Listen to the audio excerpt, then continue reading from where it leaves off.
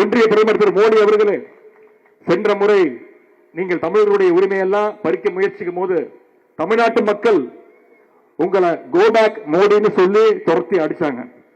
மீண்டும் அதை தமிழ்நாட்டு மக்கள்கிட்ட முயற்சி செய்யலாம். இந்த முறை கோபேக் மோடி கிடையாது, இந்த முறை கெட் அவுட் மோடி என்று சொல்லி உங்களை துரத்துவார்கள் தமிழர்கள்.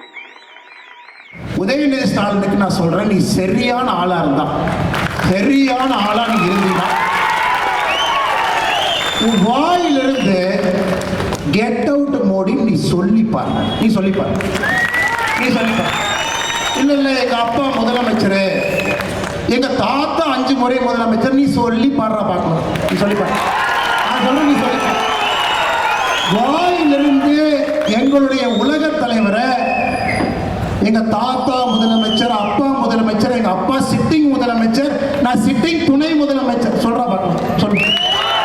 நீ மந்தாளத்து கேட்ல சொன்னேன் 2 நாட்களுக்கு முன்பு நீ என்ன சொன்ன சென்னையில? கெட் அவுட் மோடி, வெளியே போடா மோடின்னு சொல்லுவாராம். உன் வீட்டுக்கு வெளியே வந்து பால்டாயின் பாபு நஷ்டம் சொல்லுவார். நீ சொல்லுகின்ற அதே பாஷையில நான் பேசுறேன்.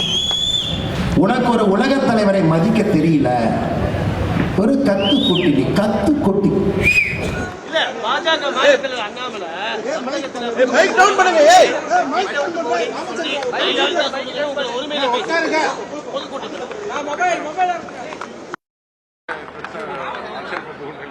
அவங்க பிரச்சனையை மனமாற்ற திசை திருப்ப வச்சுக்கிறாங்க. கேட்கிற நிதியை வாங்கி சவால் தமிழ்நாட்டு மக்கள் இவங்கெல்லாம் ஏற்கனவே கவுர்மெண்ட் சொல்லி மோடி அவர்கள் வந்து 2018 வரும்போது திருட்டுத்தனமா வந்து செவர்கள்லாம் உடச்சிட்டு கடிச்சு போனாரு. மக்கள்லாம் சந்திக்க வாய்ப்பு இல்லை, பயந்துக்கிட்டு எங்க பார்த்தாலும் கருப்பு கொடி காட்டிருந்தாங்க, பலூன்லாம் அதெல்லாம் ஞாபகம் இருக்கும். அதனால இப்ப பிரச்சனையை திசை திருப்ப வேணாம். நமக்கு இப்ப தேவை வர சொல்லுங்க.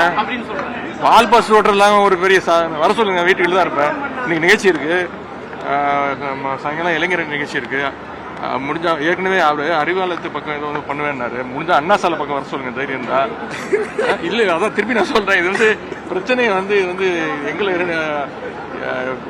உதயநிதிக்கும் பாஜக தலைவர் அவர், நான் பேர் கூட நான் பெருசாக சொல்றது கிடையாது, தவிர்த்து விடுறேன்.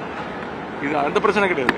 தமிழ்நாட்டுடைய நிதி உரிமையை கேட்டு வாங்கணும். அதற்கு ஏதாவது முடிஞ்சா, ஏதாவது உபயோகமா பண்ண முடிஞ்சா அதை பண்ண சொல்லுங்க. செய்திகளை உடனுக்குடன் தெரிந்து கொள்ள உடனே சப்ஸ்கிரைப் பண்ணுங்க.